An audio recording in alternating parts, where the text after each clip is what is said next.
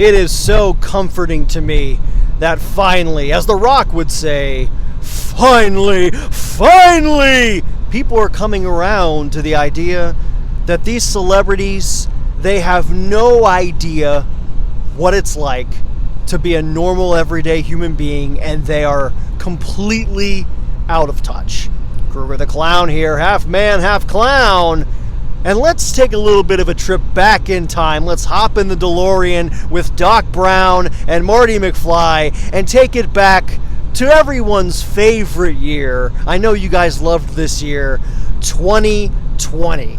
And to me, this was when I started noticing that people were starting ever so slightly to get tired of celebrities' shit.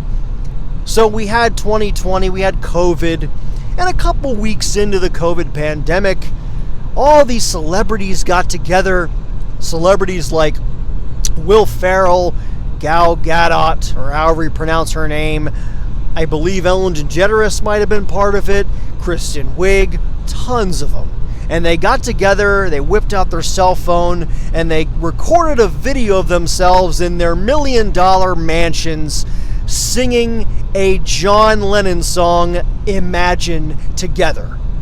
And then they spliced it all together, and it was each individual celebrity singing a different line.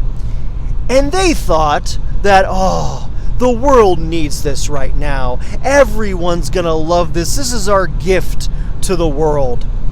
And the reaction that they got was probably not what they wanted, because most people finally looked at that and said, shut the fuck up. And it's because the celebrities were out of touch while they were sitting in their cozy mansions, and I'm sure that they suffered a little bit of loneliness, whatever. But they had all the money in the world to sit on while they were out of work. While normal everyday people, this pandemic that happened back in 2020 was a deal breaker. It ruined lives. It didn't ruin their lives. It was a minor inconvenience. Now, let's fast forward to recent times, at the Grammys, to be specific. And Billie Eilish is up there on stage. I think she was accepting an award, and she takes the time, as many celebrities do, to say something political, to make a political stance. And honestly, I kind of understand it, using your platform to at least inspire change in the world. Now, she stands up there and says, on stolen land, no one is illegal. And she gets a big applause from all the, brainwashed celebrities. They had a camera shot of Sabrina Carpenter looking like a frickin' Barbie doll and about as smart as one to boot. And oh, good for you, so brave, oh my gosh. Now, my response to all this is not going to be partisan. It's actually going to be standing in the middle and looking at both sides and saying, you know what? You're both wrong. You're both very wrong. So let's look at this. First of all, you have the left, the Democrats, the liberals, whatever you want to call them. And of course, that would include Billie Eilish herself. I would say to Billie Eilish, hey, so if you think that all these people should come in illegally and just be able to waltz right in, why don't you give them a home in your big mansion that you have? Why don't you let them on in and use your water, use all the things that you pay good, hard, earned money for? Why don't you do it? You want everyone else to just let them in and, whatever, but you won't do it now, will you, Miss Billie Eilish? So right there, there's hypocrisy, and there's hypocrisy from the rest of Hollywood, because you know that these people would never in their right mind let these people into their homes. Now, let's take this to the other side. And see, this is where, I tend to lean conservative on issues, and I wouldn't say I lean Republican because, once again, I don't believe in this whole you have to be a Republican, you have to be a Democrat, you have to be on the right or on the left. But let's take it to the conservative side. Let's take it to the Republicans and your conservatives that, they love their Trump. Let's put it that way. They love their Donald Trump. Now, I've heard responses from their side saying, oh, this isn't stolen land. This is conquered land. We conquered this for ourselves. As if that makes it any better. As if that completely excuses stealing land. You're saying the same thing. You're just using a different word. When you conquer something, that means you took it by force. If we're standing next to each other and you are holding a sandwich and you're eating that sandwich and I forcefully grab that sandwich and start eating it in front of you, yeah, you could say I conquered that sandwich and it is now mine, but I also stole it. You would say the same thing. And this is the typical argument that you hear so many times. The whole might makes right argument. Where, well, I'm the most powerful and I own everything, so that means I'm right. That means I own this because I made domain out of it, so to speak, if that even makes any sense. So right there, that's all wrong, okay? Terrible defense. But let's go even further, and I'm a history buff, so let's go back into history. Is this stolen land? Is the United States of America stolen land? Well, I would say maybe half and half. I really don't know the exact number, the exact amount of land that was indeed just stolen, and then some of the other land that actually was sold from the Native Americans to your settlers. Now, of course, there were plenty of situations where, yes, we came over, and I say we because I am of European descent, we came over and stole it, straight up. We just, we did it. But then there were also times when Native Americans made deals with us. They sold the land to us. Now, you might think to yourself, well, then there shouldn't have been a problem. But there was. And the reason there was a problem was because the Native Americans had a different idea of what it meant to own land, to own any sort of property for that matter. Now, the European idea was if you own something, that's it. Like, it's yours and you don't have to share it, blah, blah, blah. The Native Americans, for the most part, were a little bit more communal. They were a little bit more about sharing things. And sure, yeah, you might have owned it, and it's a little complicated, but it was more of something that was to be shared with others. And like I said, a little bit more communal. Now, back then, these people were far different from each other. And yeah, we actually learned different farming techniques from them. We learned, I believe we actually learned some hunting techniques from them too. But the problem is, it took a while for us to communicate because we come from completely different backgrounds. So there were just natural misunderstandings.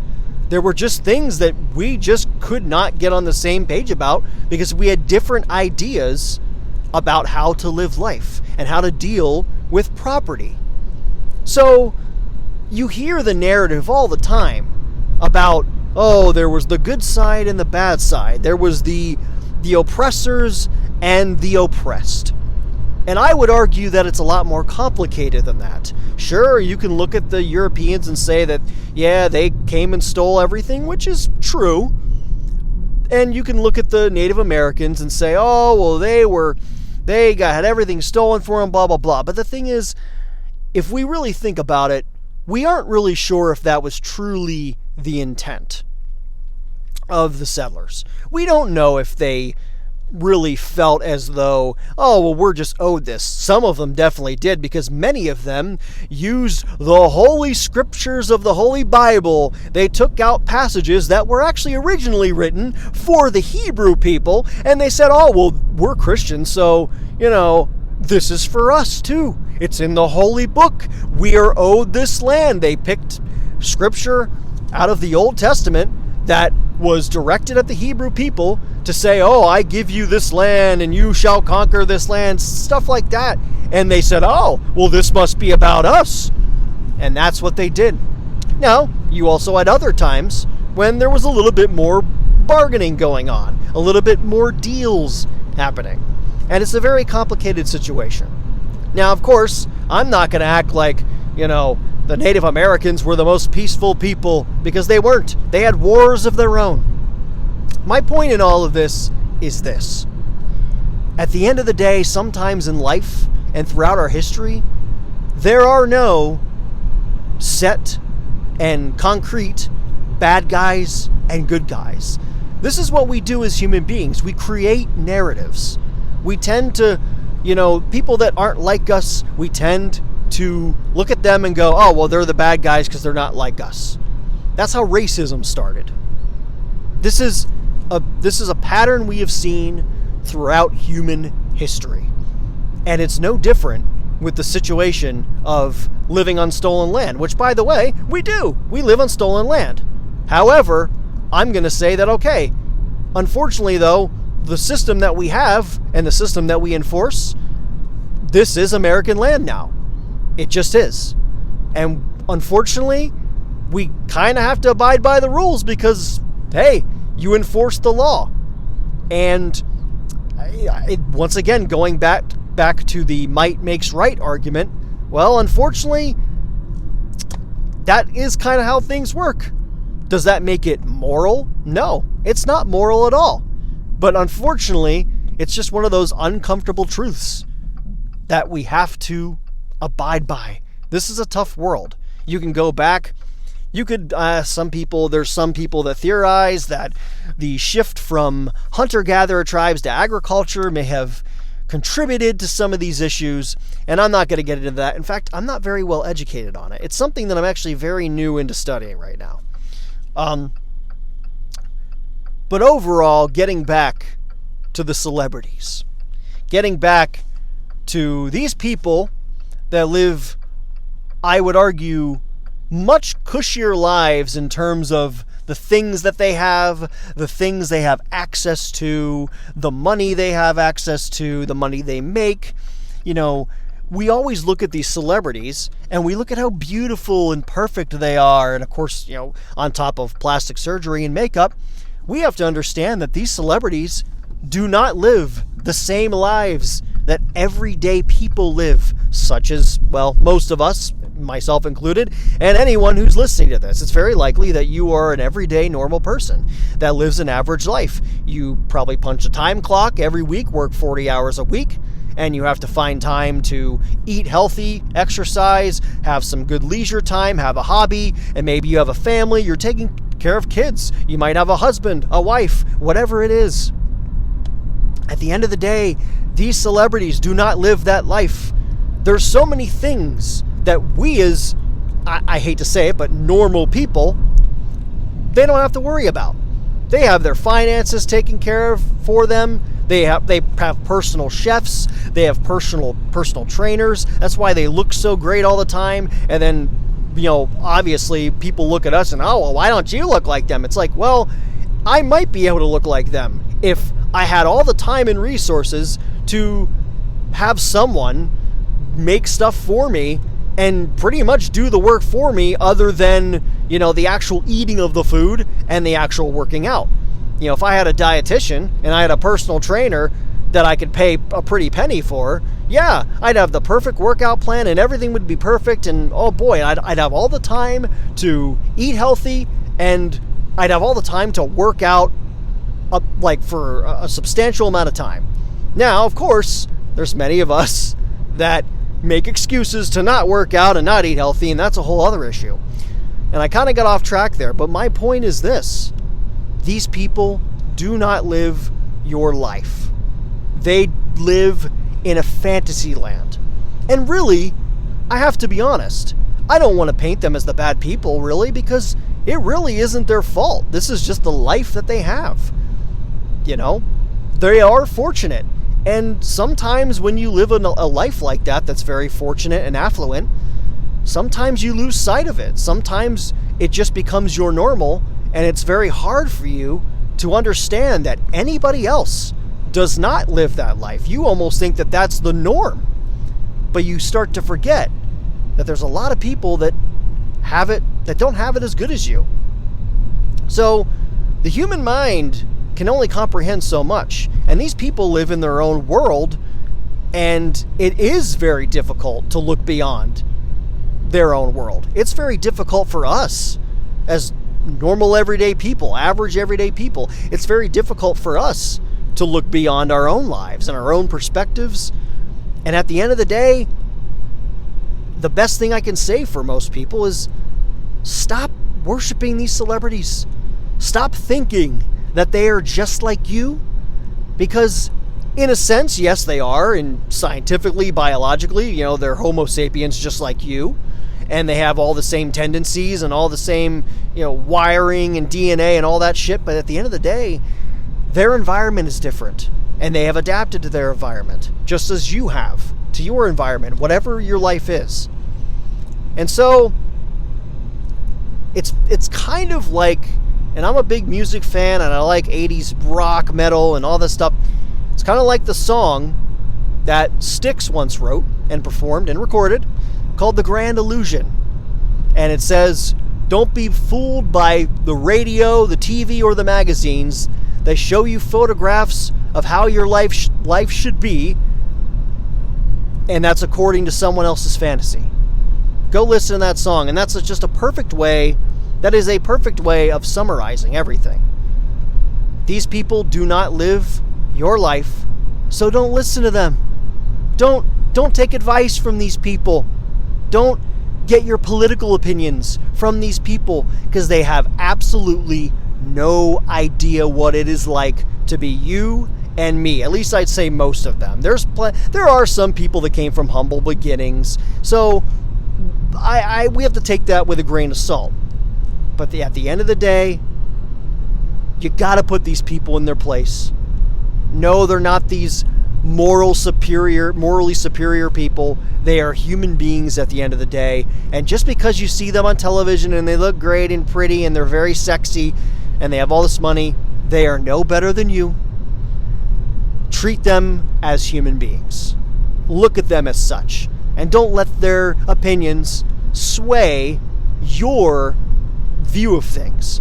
Now, sure, we can take bits and pieces from things from advice they may give, wisdom, and honestly, some of it might be right.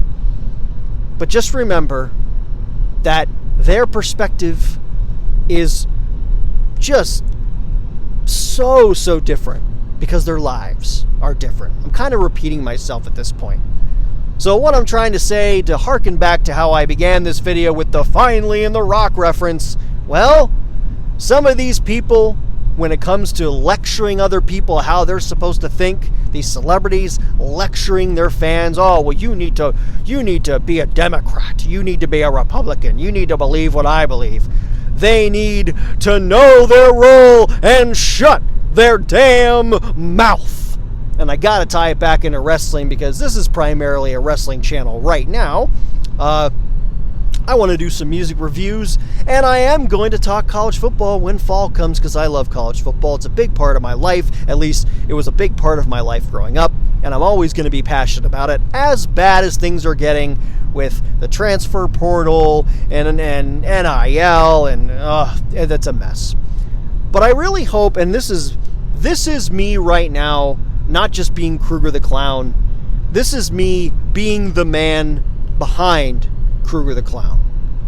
I really hope that you got something from this. I really hope that this little tirade, this near 20-minute tirade, I hope you're able to extract something from it, and I hope it was inspiring, maybe, or maybe you're just annoyed by my voice at this point.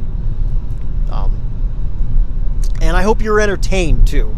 I mean, come on, it's all about the entertainment at first, but so the next time you'll see me is probably sometime early Saturday, midday Saturday, depending, and that will be for another WWE Friday Night SmackDown review.